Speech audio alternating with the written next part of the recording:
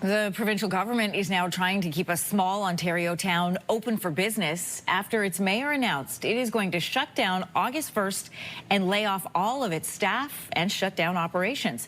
The town of Fauquier-Strickland is a community of about 500 people, just under 500, located northwest of Timmins.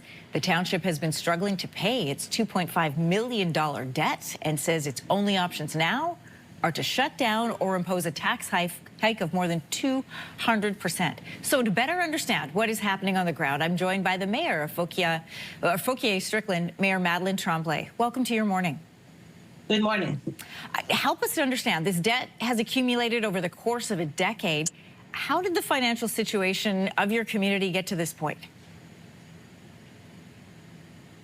The situation that we are in, I think that's what it was explained. It's from the building up of over the years. And then I think it's the way that we were operating and then putting our money in our reserve. And then eventually we had to do all kinds of unplanned construction. Some construction were planned, but it went over budget.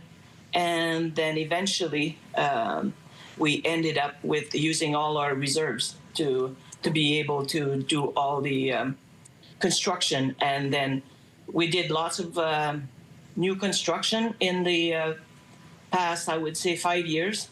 And then the raising up of the COVID, we had some project that went over budget. So that put us in that kind of situation right now. So I'm trying to understand what it would mean for a town to just shut down. Can you explain to us what happens come August 1st? Excuse me, I didn't hear it right. Sorry. What happens when your town shuts down? How will it affect people in your community? Oh, there'll be a big effect, but I hope that the minister will come to help us before any impact or we ever get to August 1st. So that's kind of situation that we are in. I rather not visualize, because having to shut down all our situation we are, that means that we'll have to really shut down our road maintenance, the municipal administration, and the fire department. We have to depend on our fire department to rely on the neighboring municipality and on mutual aid. And then we have our cemetery or our landfill. So these are the waste collection. These are all kinds of things that it's very hard to be able to operate, because we're unionized small municipality. So we are very limited, because you know how it is. We have to, if we have to let go our employee, we wouldn't want to have to subcontract, because, you know, we'll have to face some grievance and everything else. So, and when you don't have any money, how can you operate this? What are residents? I mean, as the mayor, I imagine you're the one who gets most of the emails, or in a small town, they probably stop you in the grocery store or wherever they see you. What are they saying to you? That exactly. How come we made it to this situation right now? And then this happened more likely last year when we had to contract out somebody to come and work at the municipality. And then we did a verification and how the books were maintained, and the way that it was maintained, it's more likely, not voluntarily, but never putting money in the reserve did affect our credit. So this is the kind of situation we are in right now, because there's more money coming out than coming in. Yeah. So even anyone who runs a household budget knows that you can't sustain that.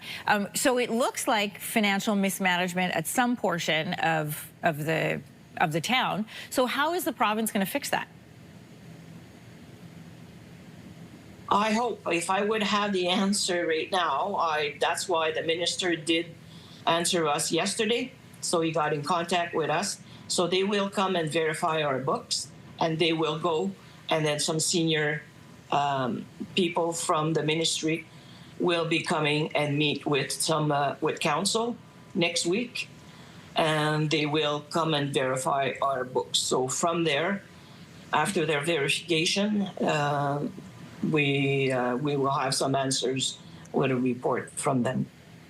In the meantime, yourself and residents of your town are, I guess, on pins and needles wondering what's going to happen next. You've only got a few weeks. Yes, it is, because now with the minister, when he sent us the letter, we are obligated to, through the municipal act, to give some services, to keep some services going. But how can you do it if you don't have the money to pay your staff?